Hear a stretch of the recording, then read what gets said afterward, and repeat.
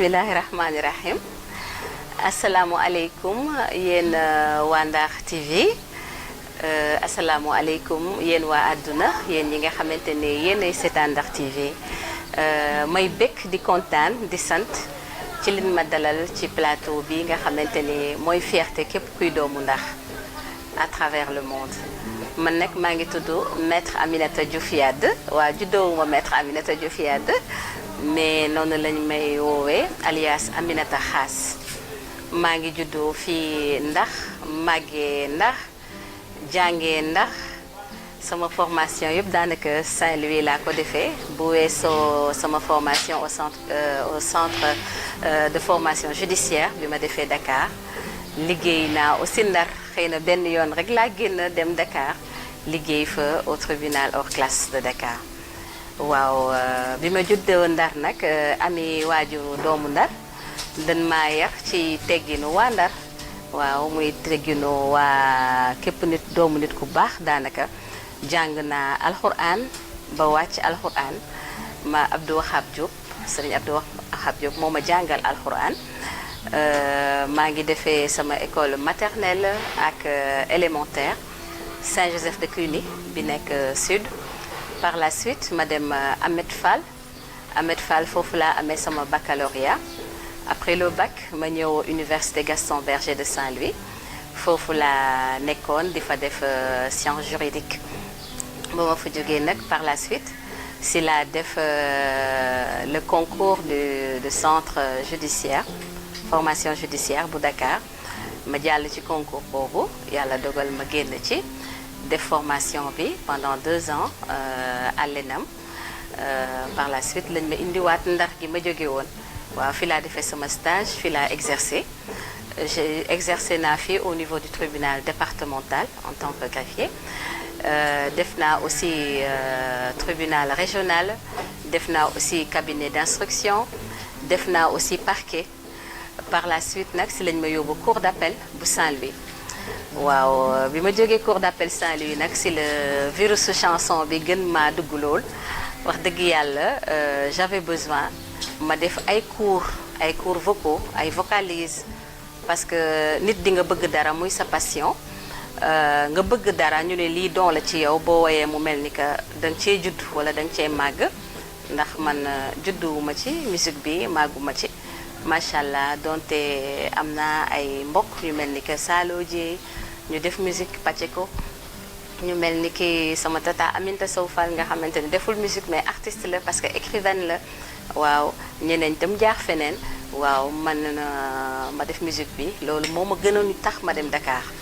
waaw ndaxte sama kër fii la nekk sama njaboot fii la nekk sama lépp Ndar la wante j'avais besoin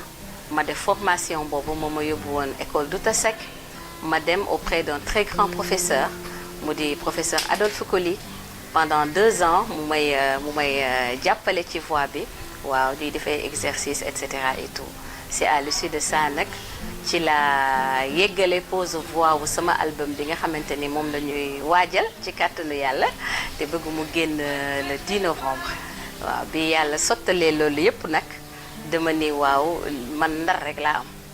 waaw fa ma jóge woon fa lay dellu ndax lii rek ma yëkkati woon yóbbu ma Dakar donte bañu ma Dakar ndax fépp Sénégal la suñu réew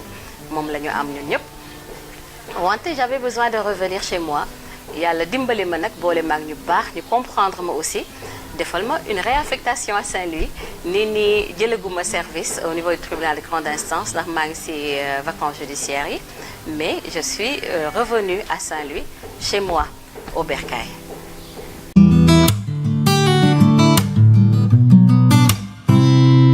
Voilà li may liggéey muy sama profession ak lii may dund tey muy musique bi c'est vrai que képp ku ko dégg rek di nga xaw a tikke ba tey moo ci mujj bi ñu jaaree mairie waa ji dafa ni ma lii c'est un paradoxe naka ngay nekkee juriste ba pare en même temps ngay def musique ma ni que mënuma loolu est-ce que ànd na ma ni que pourtant nag pour man continuation la parce que sama milieu professionnel muy justice daf may inspirer ndax da di milieu bi nga xamante ni di nga gis lu ne di nga daje ku ne di nga dund lu ne parce que le droit c'est la vie te lu ko mel ni ci juridiction daa dajeek façon nit bu nekk man nee naa la def naa tribunal départemental kon lépp li nga xamante ni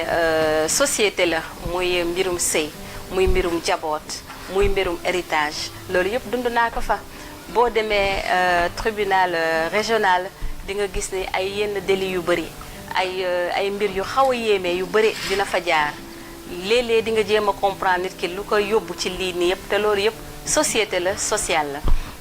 dinañu liggéey parce que dafa am tribunal de l'enfance foofu noonu dinañu liggéey ci affaire xale yi nga xamante ni dañu nekk en débandade xale yi nga xamante ni dañu am ay problème ak seen famille et tout mu di ay mbir yoo xamante ni da nga koy dund au quotidien te donte droit nga nekk di ci liggéey tribunal nga nekk di ci liggéey am nga rôle conseil mais je me dis que ni tribunal dafa nekk lu xaw a xat loo xamante ni mënoo fa wax ñëpp dégg la xëy na mënoon na maa def politique waa ji ci suba loolu la ma wax dafa ni ma lu tax defoo politique nga choisir chanson ma ni ko waa dama jàpp ni rek xëy na su ma defee musique parce que loolu aussi je le sens man je sens la musique je me sens bien bu fekkente ni on joue la musique j'ai des frissons mën naa jaarale samay message à travers mes chansons te foog naa ni kiy def politique di meeting fii di wax kii di def leneen di bind ay livres xëy na man su ma wooyee ñu jaarale ko ci ay CD di ko teg ci rajo bi di ko teg ci marché yi di ko teg ci télé yi foog naa ni man maay gën a gaaw a atteindre cible yi ma soxla loolu moo tax man ma mission j'ai préféré vraiment l'exercer à travers la musique ma mission sociale waaw ci musique bi laa ko bëgg jaarale xaw na jafe nag ndaxte liggéey bi tam dafa am ay contraintes parce que da ngay jël ay audience dafa am ay heures da ngay liggéey li ngay liggéey di si ñàkk ñu la koy fay war na laa lew war nga ñàkk pour mériter ko xam nga boole si à côté ngay dem defi ay cours musique nga boole si ay côté ngay def ay répétition nga boole si à côté ngay dem si ay milieu d'enregistrement loolu yëpp metti na mais nit ki lu mu bëgg rek da koy jaral waaw moo tax dañuy ñaan rek yàlla ngeen ñaanal na tamit yàlla yombalal nu lii rek woyofalal nu yan bi ba ñu mën cee dem à fond parce que nit ki lu mu choisir rek waaw da cee war a gore da cee war a gore man maa ko choisir lii may def ba nit ñi fekk si ma si jàppale ma si bëgg ma si kon dama ko war a doxal rek nu mu war a doxee fexe nag nu mu ko mën a allier nu mu gën a normale ba tax du ma lor fii du ma lor fee waaw.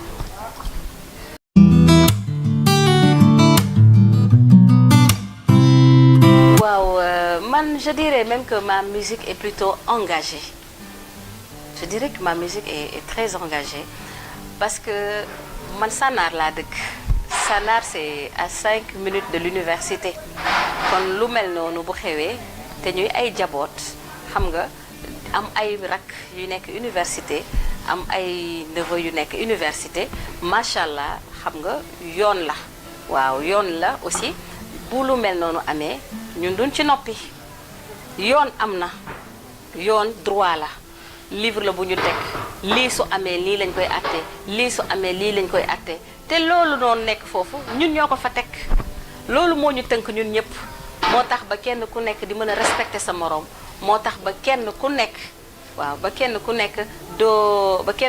doo tooñ sa nawle ba kenn ku nekk di nga respecter sa nawle xam ni rek sa liberté mi ngi yem fii nga xamante ni fa la sa liberté.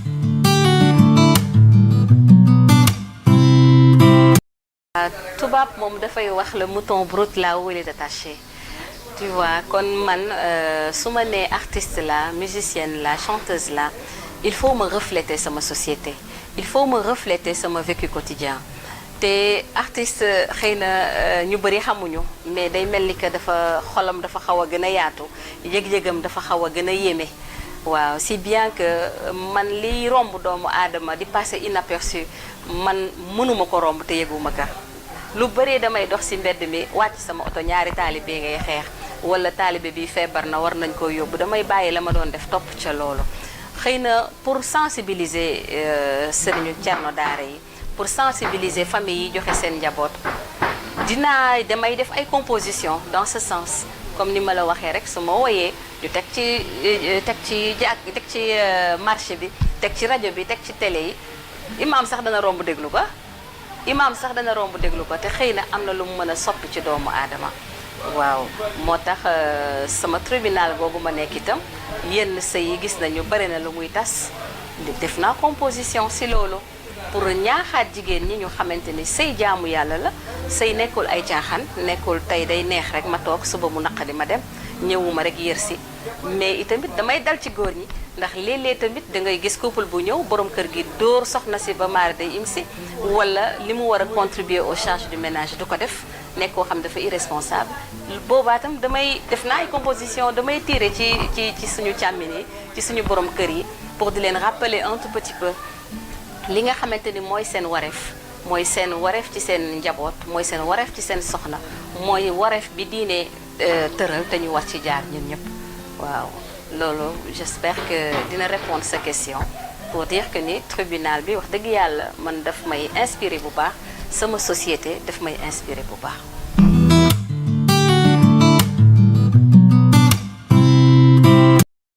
waaw loolu moom dinaa ci sawar ndax foog naa ni loolu ñun ñëpp moom la ñuy jooy man moom damaa ñëw wàll ci milieu culturel bi wax dëgg fa yàlla boobaak léegi mat na léegi 5 à 6 années maa ngi ci mais difficulté yi ñëpp di jooy rek loolu laay jooy ndaxte ba tey jii laa jóge mairie y a des difficultés xam nga ñoom dinañu am sax yéene mais xëy na les moyens ne suivent pas mais man je me dis que Saint-Louis c'est une ville essentiellement culturelle fii ñun suñu force yëpp c'est la culture ñun amuñu leneen lu weesu culture xëy na pétrole génn na fi léegi ak yooyu mais ñun suñu force man je me dis que la force de Saint-Louis et même la force du Sénégal c'est la culture parce que fii amoo loo fi mën a yóbbu ci àdduna bi lu leen jaaxal lu weesu ñun li ñu am kon doon na nekk yoon ñi nga xamante ni dañu di ay acteurs culturels di œuvrer pour loolu ñu mettre leen dans des conditions telles que ñu mën a def de la culture un vecteur de développement mais bu ma jëlee ñun suñu cas ñun les musiciens mais ñun fii bu weesoo institut français est-ce que ñun am nañu un cadre bi nga xamante ni mën nañ fa évoluer mais amul bu weesoo institut français amuñu feneen tey jii boo bëggoon répéter man je répète chez moi xëy na yàlla suturaale na ma loolu maa ngi liggéey maa ngi am as tuut lu may fayeeku mën naa mën ci samay soxla mais xoolal ñi nga xamante ne dañu jël seen àdduna yépp def ko ci culture amuñu leneen lu dul loolu tey jii bu ñu tëggulee concert bu ñu demul def benn manifestation mënuñu am sax seen gagne-pain te nit ki li muy liggéey foofu la dignité am war a mën a génn mais bu fekkente ni da ngay liggéey lenn ngay liggéey au nom d'un pays ngay liggéey au nom d'une culture ngay liggéey au nom d'un état war nañ la jox gëdd bu toll ne que nga am koom bi nga war a am pour mën am dignité bi nga mérité parce que tey jii artistes yu bëri ñu ngi fii pour ñu génn dem sax problème la dàll bu wóor wala solo bu wóor sax wóorul ah daf leen di sax détourner de li nga xamante ni moo war a nekk seen but essentiel ndaxte day dem ba dañuy verser ci leneen dañuy dem ba verser ci facilité ndaxte day xaw a metti léeg-léeg boo deful lii doo am lii boo deful lii doo am lii mais ñun amuñu salle bu ñu répété amuñu fii ay fii Quai des Arts fi amoon Quai des Arts pratiquement il est inexistant mënatoo fa dem fii nii y a de ces règles et des règles de droit yu fi ne yoo xamante ni pour nga am sax autorisation nga organiser dara mais c'est compliqué man tey jii nii maa ngi nii fu ne dugg naa fa jaar naa préfecture jaar naa gouvernance maa ngi mais damaa dox ba deseetuma daal pour ay autorisation et pourtant lii may def nii tey di génne album ñu samay nawle yu bëri génne nañu album Dakar def seen ay enregistrement à Dakar génne seen album jaay seen ay album seen yoon nekkul ci ville bi wala dara man tey bu ma jëlee sama album jëlee ko Dakar fa laa ko defaree ma ñëw indi ko Saint-Louis bu ma sañoon Ndar gi laa koy defaree mais fii ban structure d'enregistrement bu performante bu nu mën a wane moo fi nekk pratiquement amuñu ko ñoom Boubacar ñoo fi nekk ñoom tonton Diarra ñoo fi nekk di daanoog di jóg di dimbale les jeunes artistes mais appui bi ñu war a am amuñu ko tey man su ma yëkkatee loolu indi ko Ndar ni damay jaay destination Saint-Louis man maa ngi ci tourisme bu fekkente ni maa ngi jëlee ay nit parce que j'ai des partenaires qui me viennent de l'Europe de l'Italie de la Suisse sama ay collègues yi man liggéeyandool Dakar ñenn ñi xamuñu sax Ndar mais dañuy def caravane dañuy ñëw Saint-Louis kon yoon la woon ni may génnee les figures ancestrales yi nga xamante c'est des artistes yu nekkoon Ndar doon fi dund te tey jii on n'a qu'un souvenir pour eux gisuñu fenn ñu defal leen fi hommage. Aminata Fall, elle a fait du jazz, c'est une grande dame boo xamante ne elle est reconnue à l'échelle internationale, mais fii ñu dëkk kan mooy woo ko Aminata Fall. Salo Dieye Pacheco ba mu fiy way l'an 2000 boobu ñun ay tout tànk lañ, kan moo ko fi waxati waxam. Pape Samba Diop Mba,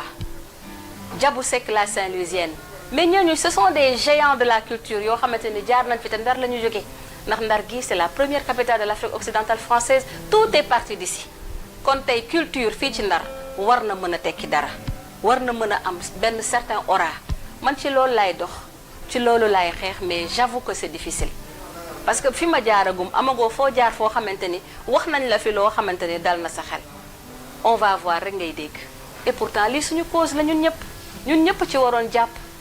parce que li mu fiy indi macha allah ñi muy liggéey ñi ciy liggéey yàlla moo xam nu ñuy toll, ñi ciy ñëw mën a loger ci hôtel yi di fay, ñi ciy ñëw mën a jënd suñu ay tableau jënd suñu ay affaire découvrir Saint-Louis bu ëllëgee sax ñu amaat envie dellu si kenn xamul nu mu day.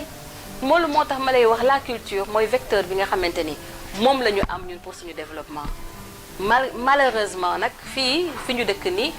teguñu ko fu xaw a sore soo nee artiste la sax dañ lay xaw a néewal doole ndax man toog naag nit mu ni ma yow yaa ngi sant yàlla yaa ngi ci milieu macha allah qu'est-ce que tu fais avec ces minables.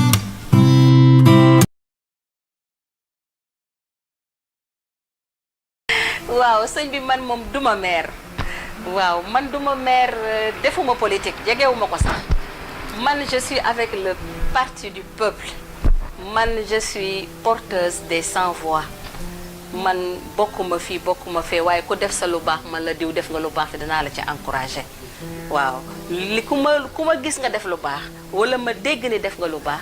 maa yor sama micro sañ naa taxaw ni diw mii kat defal nañu population bi lu baax lii lu baax li pour mën ko revigorer ba mu mën a defaat plus wala ku deful woon tamit jéem a jël exemple ci moom ba def ko. fii au niveau de Saint-Louis man ci fi ma xam.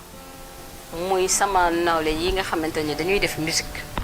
man xam naa ni sonn nañu amuñu fu ñu répéter amuñu les moyens de leur production parce que production musicale mine de rien mais xaalis bu bari la loolu salaire mayow ko wax dëgg fa yàlla c'est excessivement cher pour quelqu'un bi nga xamante ni amoo profession administrative liggéeyoo ci état amoo moyen nga am benn préfet na xam nga mais ngay dem rek ak sa talent jafe na torop nga mën a def musique xëy na nit ñi dañuy dem ak seen xol rek kon man tey ji bu fekkonte ni amoon naa sañ-sañ wala mën-mën vraiment damay teg benn fond bi nga xamante ni ça allait être pour les acteurs culturels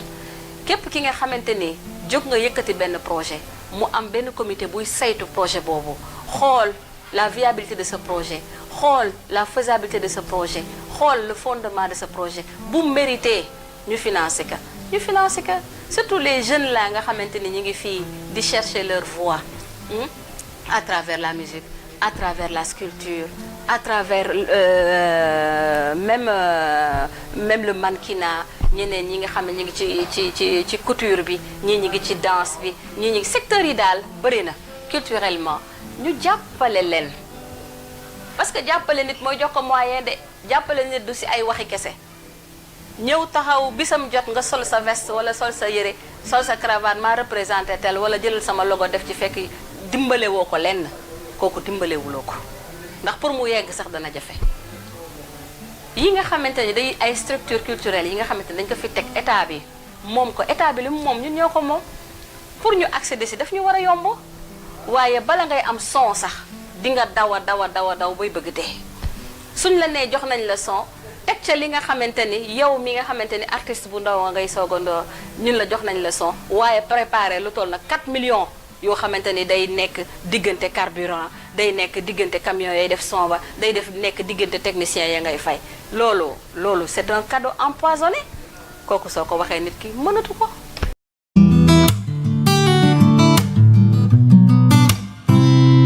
xam nga diine bu yàlla wàcc ci àdduna bu mu mënta doon muy christianisme ak muy suñu religion islamique ak muy beneen ak beneen yàlla dafa jiital toujours xol ak yërmande te nit ki buñ la nee nga am xol nga yërëm sa prochain c'est parce que xëy na war nga ko mën a féete fenn te ndar gii moom ndar moom dëkku daara la fii ñi fi gën a sonn daara yi la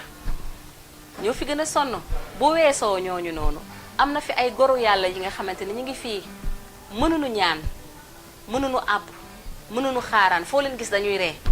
te wallaahi bu nu yeewoo dañuy dëpp seen cin kon ñooñu noonu war nañ leen geesu man ci sama programme 10 novembre bi dama ni à chaque greffier un savon demander aussi samay partenaires yu ma am à l'étranger ni leen nañ ma dimbali ci lu mel ni que ay dons yére ay dons médicaments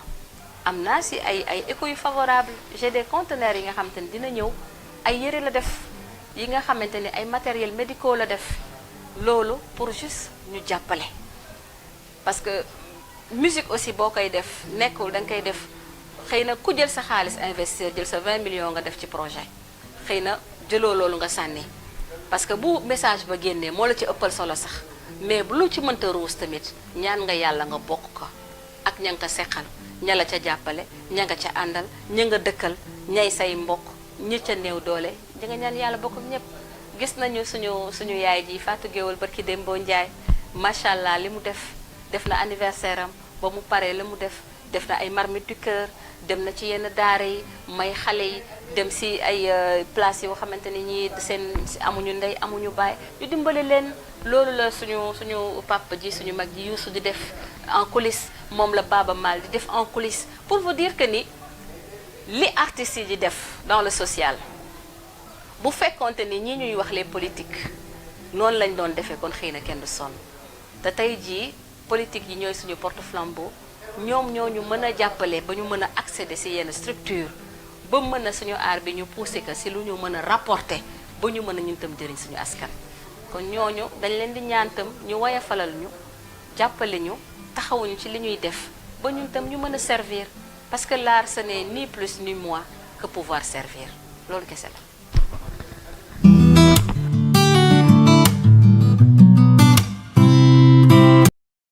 nañ ma ñaanal yàlla bu baax wér-gi-yaram ñaanal ma tal ak dal ñaanal ko yéen ñi ñëpp ñu ko bokk seex ñoom tam ñu am ka parce que lu waay talul rek du ko mën waaw album bi dina génn incha allahu rabbi le 10 novembre 2018 bu soobee suñu borom te dinañ ko teeru ndax ci biir programme bi invité nañu suñu yaay yi jóge Fouta ñëw defal nu waneel nu suñu patrimoine culturel fële néew Fouta parce que dama considérer Ndar rek comme le Waalo am na ay musiciens yoo xam te ne Louga la ñuy jógee du seulement Ndar commune mais dama ñuy Waalo mais ci biir loolu aussi dañoo invité suñuy mbokk képp kuy sénégalais yaa ngi ci biir ñii dinañ jóge Dakar ñii dinañ jóge Thiès ñii dinañ jóge Casamance Kaolack sax am na ñu fay jóge macha allah ñu marraine ko ki nga xamante ne suñu fierté la ñun ñëpp muy Adja Marème Faye Sall nga xamante ni mooy soxna si président de la république di nag soxna si nga xamante ni moo jëkk ni allahu akbar sa palais boobu xam nga te bu ma nee Ndar gi dëkku daara la jigéen ji nga xamante ni tey mooy première dame nekk foofu ca palais ba dëkk Ndar yoon la ma jiital ka ci moom laa ci jiital kilifa yàlla moo koy def maire moo yor suñu dëkk maire laa teg ci kanam Mansour lañu def suñu parrain Youssou Ndour mi nga xamante ni tey ku ñeme ak Baba Maal mii nga xamante ni tey ku ñeme ci yoon bi rek moom moo la xalal ba nga ñeme ndax man ba ma bëggee def musique am âge de 12 ans sam papa dandi ma naankatu sàngara yi ñii nga xamante ni dañuy yàq seen bopp ci àll bi doo def mukk la ñuy def damay laa jàngaloo jàngal ndeysaan ma jàpp ci loolu di jàng mais li ci sama biir xol mi ngi ci ba ma demee ba noppi la ma war a jàng ba nga xamante ni moom xam na ni fam ma waroon jaaral na ma fa yar ba ma waroon yar na ma ko te xam na ni weesu naa tamit di wàcc yoon kon war na ma mën a jëriñ sama askan ci li nga xamante ni moo nekk ci sama xol te yàlla moo ñaale ma ko muy aar bi may def waaw ci biir loolu suñu frère bi nga xam ne Abdou Guité Seck suñu fierté ñun ñëpp ndax mooy doomu Ndar bi nga xamante ni moo yóbbu suñu aar bi fële ne à l'échiquier national waaw kooku sama parrain la xëy na lii sax dafa nekk surprise si moom ndax àggagul ci moom macha allah ne ñooñu laa tànn ak Baba Bay di Mal mi nga xam ne man depuis mooy xale ba tey day sama fans dama ko bëgg sama biir xol waaw muy nga xamante ni dafa bëgg Ndar ndax fi la jàngee bëgg Ndar di def lu nekk ci Ndar bëgg aar tamit waaw mo ñooñu laa jël def leen samay parents ci biir loolu comme ni ma leen waxee ci biir programme bi nag dinañu honoré ñooñu nga xamante ni jaaroon nañ fi muy ñu nekk tamit ci patrimoine culturel u Ndar muy ñii di Pacheco muy ñii di fi jaaroon Aminata Fall Diaz Mama Diabou Seck la Saint-Louisienne ak ñeneen j'ai pas le livre parce qu'on a ficelé un document dans ce sens-là en même temps honoré yeneen nit yi nga xamante ni dañ fi nekk ci ay doomu Ndar liggéey fi lu bari ci aar muy colonel Guèye muy sama tante Aminata Sow Fall sama bàjjen Fajnek Siga sama bàjjen Amina Sow Mbay macha allah maman Marie Madeleine Diallo nga xam def na fi lu ne tonton sama papa woon ak sama papa bopp El Hadj Alioune Badara Diagne Golbert nga xam moom dama ko déjee man maa ko kooku moo ma maye woon sax nag mooy sama papa man waaw macha allah moom dama ko déjee lépp muy suñu kiiraay di suñu lépp daal di suñu leer ci lii moom tam mi ngi ci biir macha allah ba tamit dinañu décorer à titre posthume ñi nga xamante ni dañ fi jaar def fi lu nekk dans le milieu de l'art muy comme suñu papa Mansour Seck professeur Xaban mii nga xam moom ma daan jox ay cours de vocalise fii nii avant may dem Dakar macha allah te yàlla moom ko yàlla na wàccuwaayam di aljana moomu Adja Mam Sey Diop nga xam ne def na fi lu nekk ci baar yéegoo ñu di ay nit yoo xamante ni macha allah ñoom suñu yaay yi nga xam dañ fi jaaroon Ndey Fa Kumba Fall Léoni macha allah ñooñu ñëpp dañ leen di décorer def ay projection ci ñoom def ay documentaire ci ñoom pour toute cette génération bi nga xamante ne xamuñu leen woon wala ñu ngi dégg seen son ñu mën a coller une image à ce que ces gens-là ces grandes personnes-là ont fait waaw loolu daal mooy programme bi ñuy ñaan yàlla nag mu ñu agsi ak jàmm c'est très ambitieux man mënuma ko man dong waa yéen ñëpp laa ci yaakaar te ñëpp ñu ngi ciy jàpp macha allah ñu ñaan rek ñu agsi si ak jàmm ak salaam.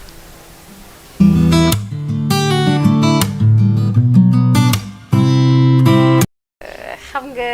macha allah man bi ma commencé sama musique bi maag sëñ Babacar mi laa ko commencé Thiam dogo mi nga xam ne sama xarit la sama nijaay la sama xarit la sama frère la sama lépp la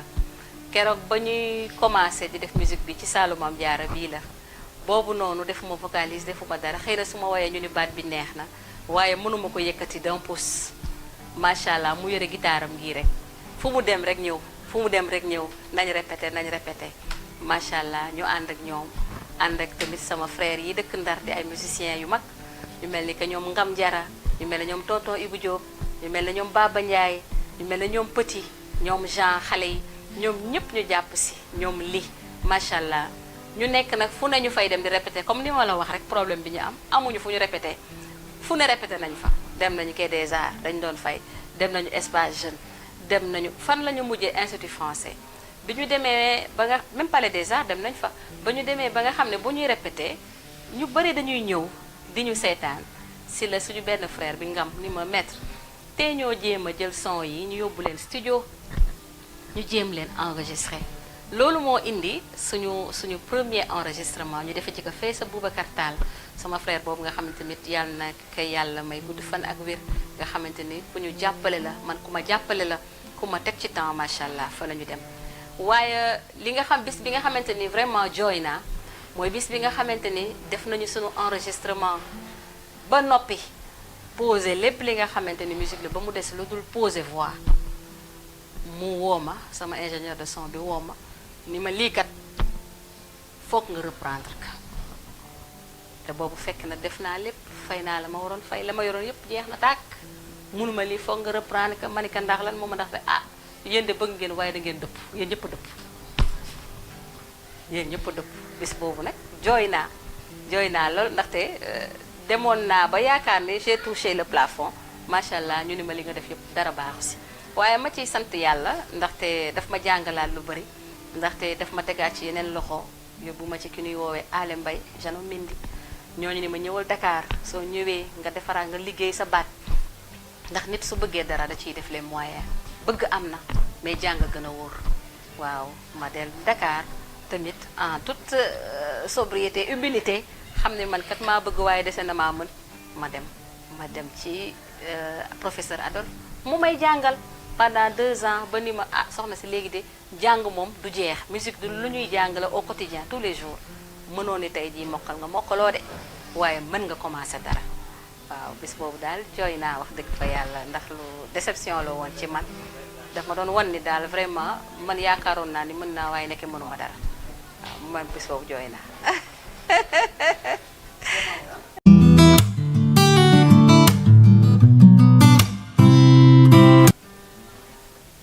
waaw bi nga xamante ni nag mooy événement bi nga xamante ni mu gën a neex si dans le cadre musical mooy jour bi nga xamante ni wax dëgg yàlla pare nañu suñu maxi bi ba yàlla dogal ma koy présenté fii nii au niveau du Flamengo sama mbokk yépp ñëw teew macha allah ma am benn bébé bu juddu muy sama maxi boobu noonu fi ñu ma waxee woon ni yow li nga def de baaxul mënoo demal jàngi ma dem jàngi ba ñëwaat ñëpp d'accord bis boobu tamit jooy naa waaye kontaan ma taxoon ma jooy wax dëgg fa yàlla ndaxte metti woon na lool way ku ni yomb na nga ko xamul way ku ko jàppee caaxaan danga ko xamul way dafa metti dafa laaj personnalité laaj dignité laaj morale bu fort ba pare nag laaj persévérance parce que man dama daan liggéey ba wàcc jubal du te sekk defi bagage dellu siwaat dem sama kër yore samay doom xam nga affaire bi daal yombul woon waaye jour boobu noonu bi yàlla dogalee loolu ma doon sonn yépp foofu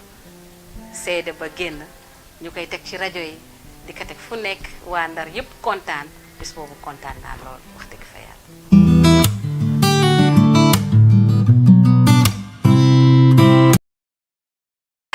waaw man sama idole ñaar laa am dama am bu góor am bu jigéen man sunu yaay Kiné Lam kooku mooy sama idole bu jigéen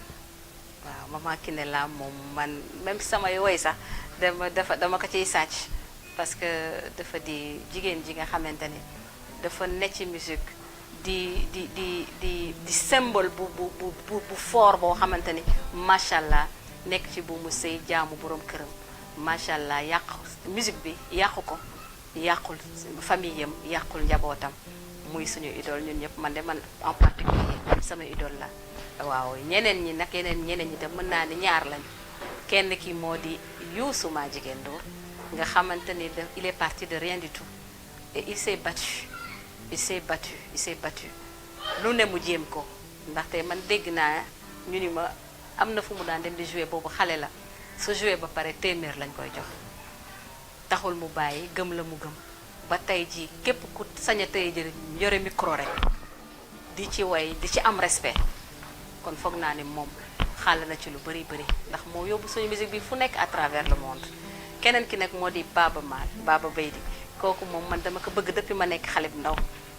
la mu daan wax dégguma ko waaye je l'aimais parce qu'on l'appelait l'intellectuel de la musique sénégalaise ndax moom du géwël macha allah te dafa gëmoon la muy def ba yàlla may ko ci la mu ci may tey yàlla na leen fi yàlla bàyyi ñoom ak ñeneen ñëpp bëgg naa leen mais ku nekk da nga am sa idole xëy na ñooy sama idole mais ñeneen ñëpp bëgg naa leen ñoom Papa Thione macha allah ñoom ñëpp laa bëgg wax dëgg fa yàlla suñu yaay ñoom ñëpp laa bëgg waykat yi fi nekk ñu ñoom Viviane macha allah noonu laa ko soppee noonu laa ko bëggee Fatou Kumba Gawlo Seck noonu laa ko bëggee macha allah Ndey Fatou ñoom ñëpp laa bëgg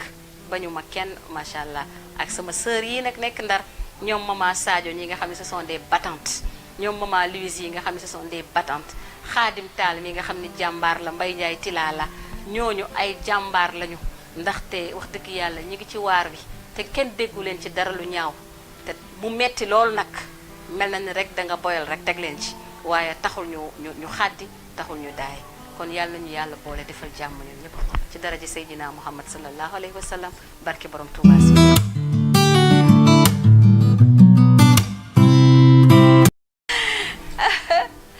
xam naa ni laago du wees soo duggee ci réew mi doomu aadama yaa ngi taxawaaloo xam naa ni laago du wees ndeysaan boo duggee ci réew mi doomu aadama yaa ngi taxawaaloo daan man ba mënatoo man daan wax ba mënatoo wax mbaa ngay gis ba mënatoo gis ndeysaan bi na too ko tiis doomu aadama yàlla noppi na xam naa ni laago du wees tararararan ndeysaan waaw boo duggee ci réew mi doomu aadama yaa ngi taxawaaloo ma ngoog li ci des ay tagge la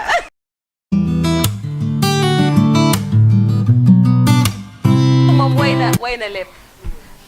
na lépp macha allah Youssou moom boo nee damay woy Youssou tax da ngay am problème ndax doo xam ban way ngay woy Baaba Maal ban Youssou ban way la ñuy jël ci moom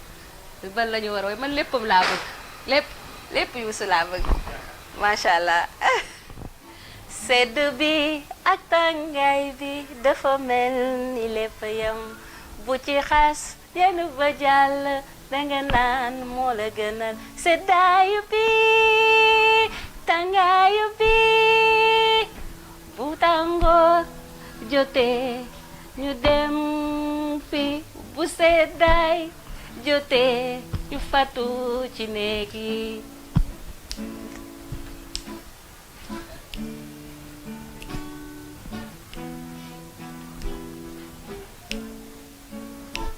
sedd bi ak tàngaay bi dafa mel ni lépp yam bu ci xas yenn ba jàll danga mel ni moo la gën a seddaayu bi tàngaayu bi 3 points de suspension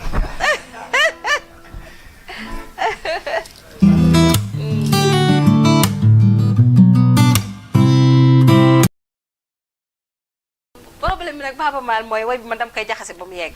ndaxte nag damaa déggul pulaar waaye nag air bi moom mën naa ko dinaa la jàppale Engalanka Engalanka Engalanka ayo Engalanka xaw ma lan nag lan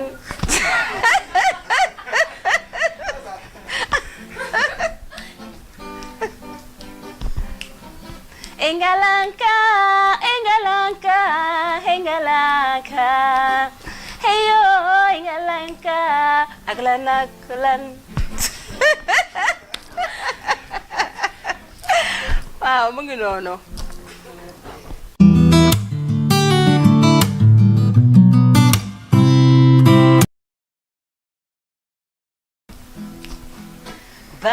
baal ma may mama laaj la dama ni man mi dama réer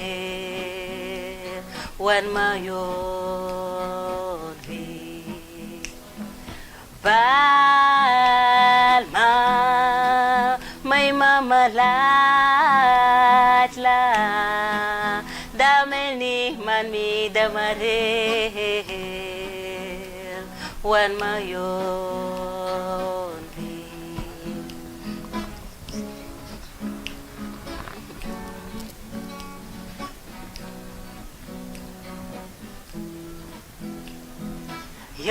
yoon wi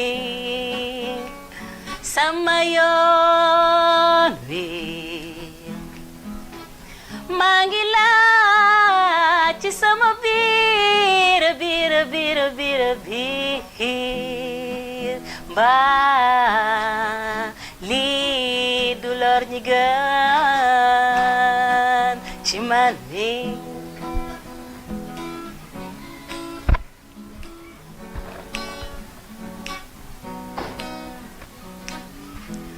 lii ma bëgg looloo mbaa du mën a xasal baayoo baay lamp faalooy faali faal faalim hay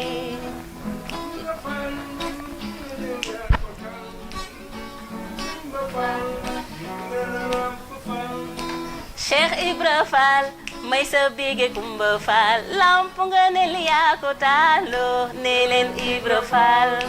Cheikh Ibra Fall may sa bige Kumba Faal ngañ ma déggan Demba Faal ne leen faalo faale faal faale ma faale naaru yaay na bu njaay lampu faaloy faal sodul woon Bamba Faal Bamba reer ba ñibbee faale faaloy faale faal yaay na bu njaay yaay ndeysaan bi géej bale géej koo fi womu yo faal faaloy yaa ñu tere wuyo naam ñàkk joxe liggéey joxe faaloy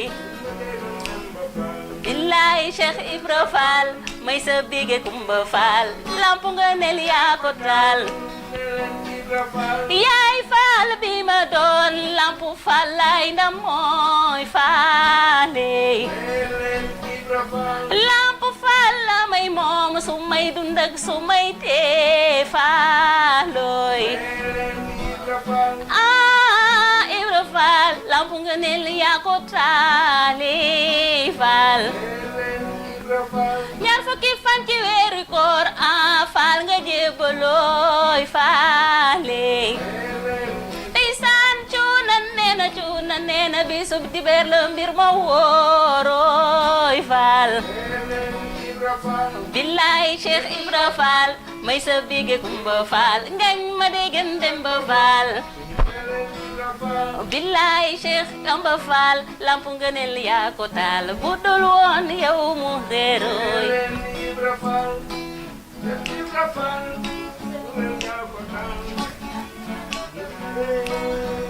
ndeysaan faalo faale faal faale maay faale yaay faal wayal baay faal be wayal sa baay faal yaay faal wayal baay faal be wayal baay faal ndeysaan Ibra Faal faale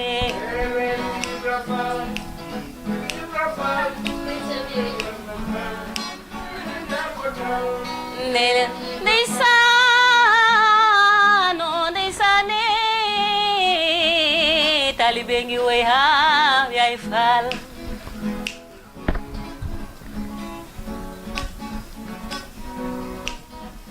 Xaadimul Mustafa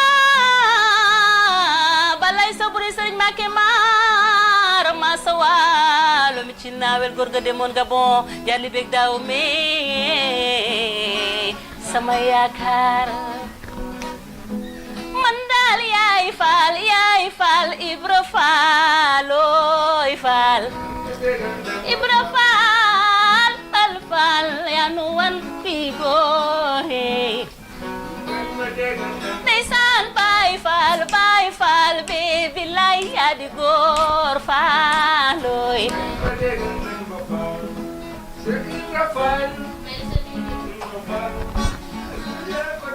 dikkal te bul jaayooy maam booy dikkal te bul jaayooy ndeysaan dikkal yow jaay faal be dikkal te bul jaayooy soo jaayoo faal kursu yu jaayooy maam dikkal te bul jaayooy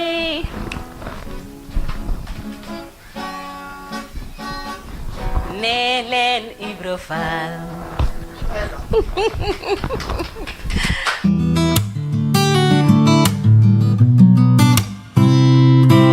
dernier mot bi di wax alhamdulilahi rabbil alamin rek